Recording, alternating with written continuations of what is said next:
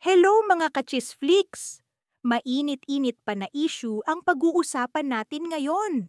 Matatanda ang nag-viral si Sir Gavin dahil sa isang video niya na may adult chair.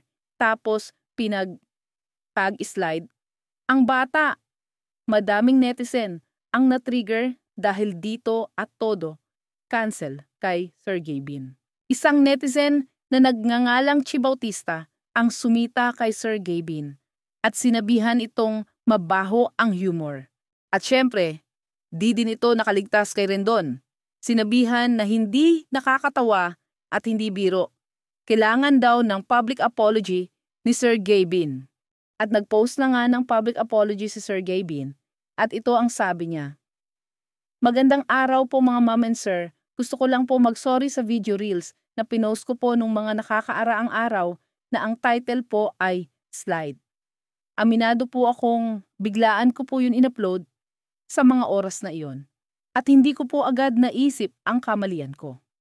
Maraming salamat po sa lahat ng pagtatama at pangaral niyo po sa akin.